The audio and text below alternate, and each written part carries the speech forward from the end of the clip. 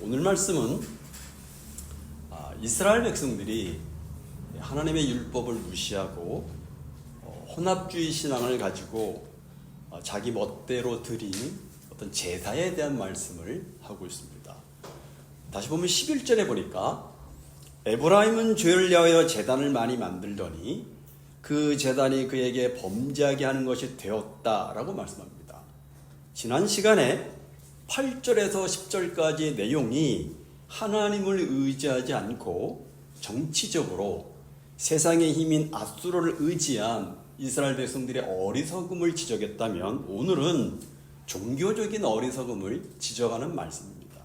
여기 에브라임은 북이스라엘을 대표하는 지파입니다.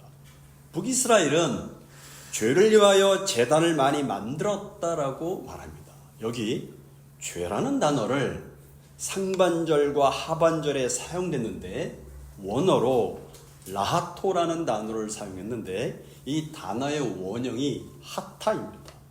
이 뜻은 정해진 목표를 맞추지 못하고 빗나거나 바른 길을 벗어나서 방황하는 뜻의 어원에서 유래되었습니다. 이것은 죄를 나타내는 여러 히브리어 가운데 특히 하나님의 뜻과 하나님의 율법을 벗어나는 죄를 지칭할 때 사용되는 단어입니다. 그래서 구약 성경에 열왕기 상하를 보면 북왕국 이스라엘 왕들의 죄에 대해서 20번 이상이나 반복되어 나오는 구절이 있는데, 열왕기상 14장 16절 상반절에 보면 여호와께서 여로보암의 죄로 말미암아 이스라엘을 버리시나니 이스라엘로 범죄하게 하였다라는 말씀입니다. 여기 여로보암의 죄가 바로 하타라는 단어를 사용했습니다. 여로보암은 이스라엘 백성들을 관역을 빛나게 하는 죄를 범하게 했다라고 말합니다. 그리고 한 걸음 더 나아가서 이 단어는 속죄제를 드리는 것을 나타나기도 합니다. 그래서 영어 성경 NIV 상반절을 보면 속죄제를 위하여라는 의미로 번역을 하였고, 하반절은 죄를 짓도록 하는 이라고 번역을 하였습니다. 그러니까 오히려 속죄제가 도리어 죄를 더하는 결과를 가져왔다는 뜻으로 NIV는 번역을 했습니다. 지난 시간에도 말씀드렸듯이 하나님께서는 예루살렘 성전에서 제사를 드리도록 명하셨습니다. 그러나 북이스라엘을 창건한 여로보암은 베델과 단에다가 각각 금송아지 우상과 제단을 세웠습니다. 그것은 북이스라엘 백성들이 남쪽 예루살렘으로 절기를 지키러 올라가는 것을 막기 위함이었죠. 그뿐만이었습니다. 북이스라엘 여러 지역에 산당들을 세워서 제사하는 것을 허용했습니다. 이것은 결국 하나님이 세우신 예루살렘 성전 제사를 멸시하는 행위가 되었던 것입니다. 그리고 나라 전체를 하나님의 뜻과 정반대의 길로 가게 하는 단초가 되었습니다. 여기서 죄를 위하여 제단을 많이 만들었더니라는 이 말씀은 바로 이런 역사적인 사실을 지적하는 말씀입니다. 그럼 여러분, 제단이 많아지는데 왜 죄를 더 많이 짓는 것입니까? 그것은 그들은 제단을 많이 만들면 신이 좋아할 것이라고 생각을 한 거예요. 그리고 우리가 이렇게 제단을 많이 만들어서 신에게 많은 제사를 지내는데 신이 우리의 정성을 보시고 복을 주시리라고 생각을 했죠. 그런 생각 자체가 사실은 우상을 섬기는 방식입니다. 그리고 또 그런 행위를 하는 내면적인 깊은 악한 동기는 제단을 많이 만들어서 제사를 드리는 일을 통해서 하나님을 자기들이 원하는 대로 통제할 수도 있다라고 생각합니다. 그래서 그 제단이 그들에게 범죄하게 하는 것이 되었다라고 말씀하는 것입니다. 이것은 하나님께 제사를 드리는 제단이 도리어 범죄만을 짓게 하였다고 말씀하시는 겁니다. 칼빈 선생님은 이 본문을 주석하시면서 에브라임이 죄를 위하여 제단을 많이 만든 것이나 교황주의자들이 성당을 많이 짓는 것이나 다를 바가 없는 것으로 설명합니다. 물론 당시 시대적인 배경을 염두에 두고 한 말일 것입니다. 교황주의자들이 가르치는 말씀이 이미 거짓이기 때문입니다. 그래서 에브라임이 죄를 위하여 제단을 많이 만든 것이나 교황주의자들이 성당을 많이 짓는 것과 다를 바가 없다라고 주석을 했습니다. 이것은 여러분 오늘날도 마찬가지입니다. 교회당을 아무리 화려하게 크게 짓고 아무리 많이 짓고 아무리 많은 사람들이 모여서 예배를 드린다 할지라도 하나님의 바른 진리 말씀 가운데 서 있지 않으면 아무리 많은 사람들이 주의 이름을 부르고 예배를 드린다 할지라도 하나님께서는 받으시지 않으실 것입니다. 성경을 보면 그런데 이러한 이스라엘 범죄 행위가 율법을 몰라서가 아니라는 사실을 12절에서 지적하고 있습니다. 12절을 같이 읽겠습니다. 시작. 내가 그를 위하여 내 율법을 만가지로 기록하였으나 그들은 이상한 것으로 여기도다. 여기 내가 율법을 만가지로 기록했다는 말씀은 하나님께서는 모든 면에서 부족함이 없도록 상세하게 율법을 통해서 교훈을 해 주셨다는 것입니다. 하나님은 모세를 통해서 모세 때의 율법을 주셨고 계속해서 선자들을 보내셔서 그때그때 맞는 하나님의 말씀을 주셨어요. 하지만 그들은 하나님의 율법을 이상한 것으로 여겼다라고 말씀합니다. 여기 이상한 것이라고 해당되는 히브리어가 자르라고 하는 단어인데 이 뜻의 의미가 관계가 없다 그런 뜻입니다.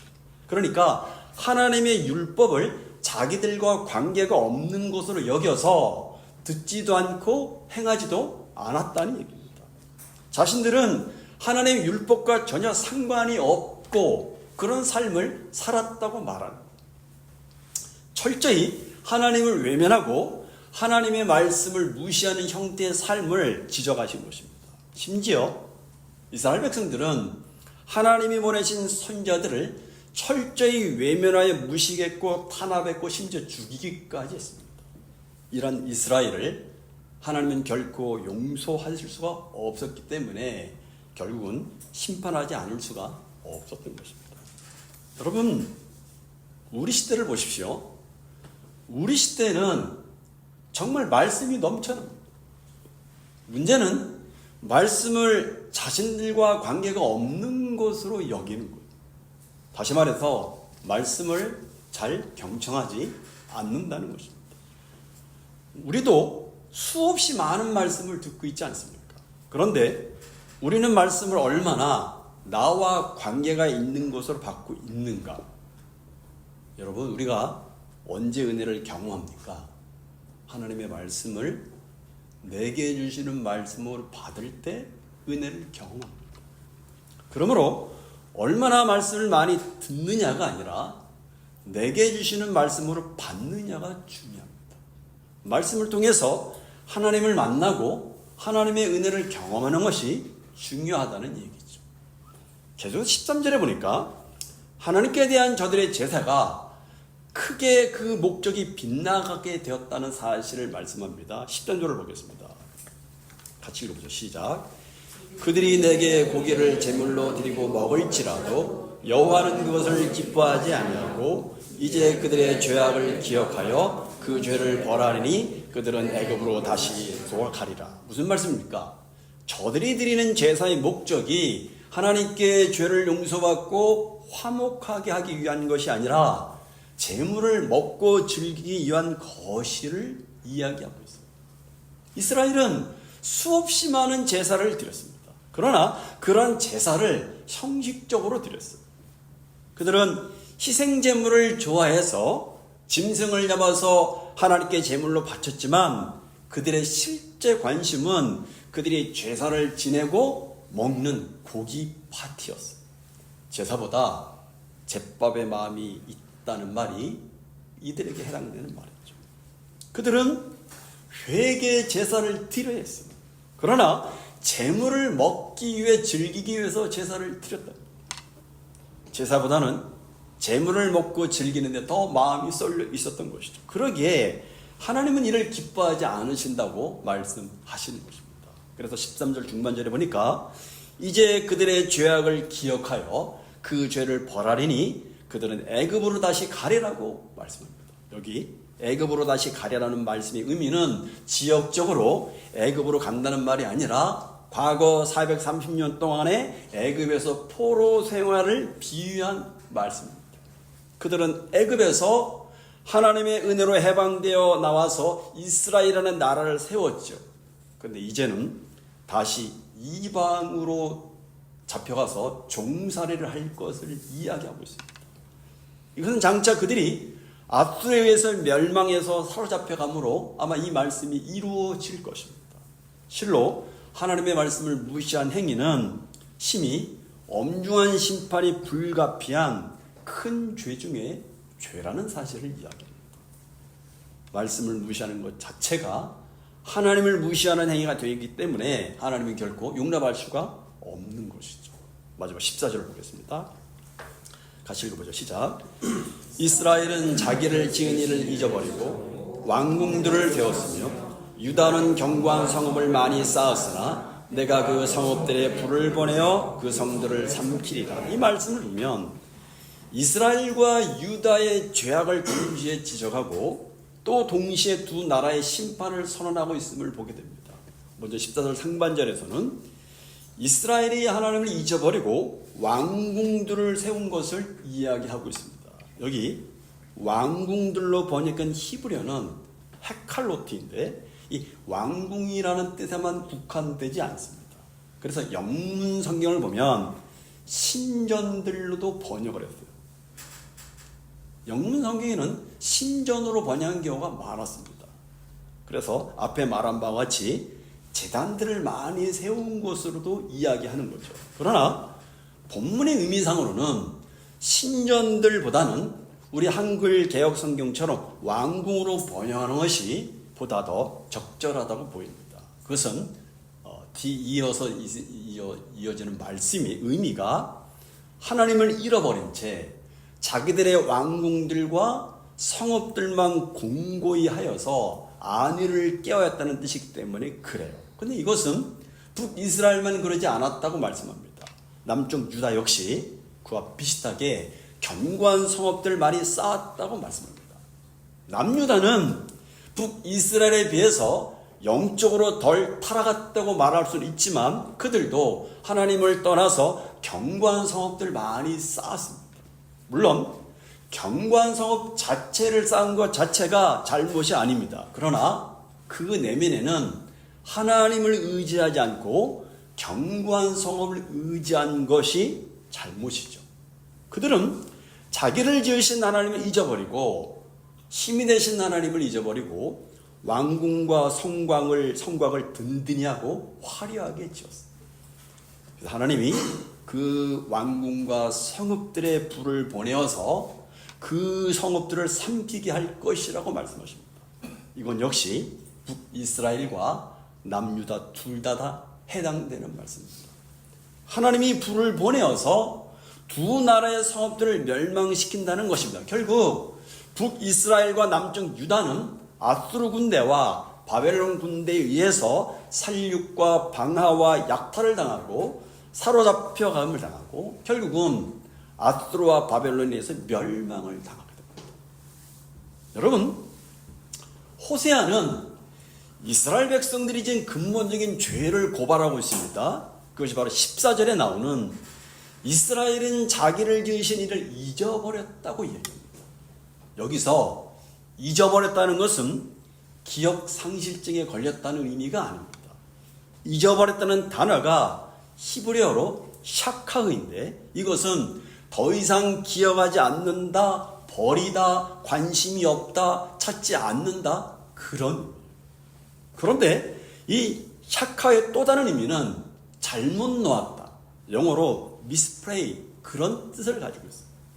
다시 말하면 하나님의 백성들이 마치 하나님이 존재하지 않은 것처럼 그런 인생을 다른 곳에서 살아가고 있다는 것입니다. 바로 그것이 샤카의 상태입니다. 이것이 바로 이스라엘 백성들이 범한 죄의 근본이라고 호세아는 지적했습니다. 그리고 호세아 8장 전체에서 하나님을 잊어버림으로 인해서 그들이 우상 숭배를 하고 힘 있는 이방 나라를 의지하고 제단을 많이 만들고 제사를 드린 죄악들에 대해서 이야기를 하고 있습니다.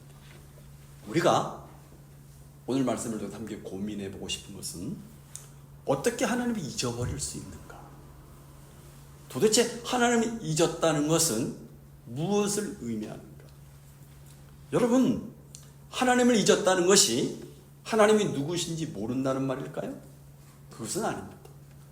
하나님을 잊었다는 것은 곧 내 삶에서 하나님을 무시하고 산다는 말입니다. 단순히 기억에서 사라진 것이 아니라 하나님이 더 이상 나에게 생생하게 다가오지 않는 거예요. 나와 별로 관계가 없는 분과 같은 거예요. 하나님을 그런 존재로 취급을 하는 거예요. 어떻게 보면 하나님이 너무 만만한 상대가 되어버리고, 정말 무서운 병이 아닙니까? 하나님을 머리로는 알아요. 하나님이 진짜 살아계신다고 생각합니다. 그분의 말씀은 진리라고 이해합니다. 하지만 마음에는 진리로 다가오지 않습니다. 하나님의 말씀에 대해서 머리로 알고 동의합니다. 하지만 그 말씀이 내 마음에 자리 잡거나 나를 움직이지 않습니다. 나의 행동을 바꾸거나 나를 사로잡아 나를 통제하지 않습니다. 이와 같은 태도는 하나님을 잊어버린 것과 같은 것입니다. 안다고 생각하지만 모르는 것과 같다. 잊어버린 것입니다. 그래서 호세아 선지자는 인격적으로, 존재론적으로, 관계론적으로 여호와를 알자, 힘써 여호와를 알자라고 외친 것입니다. 여러분, 우리도 하나님을 잊어버리는 순간이 너무나 많다는 사실을 알아야 됩니다.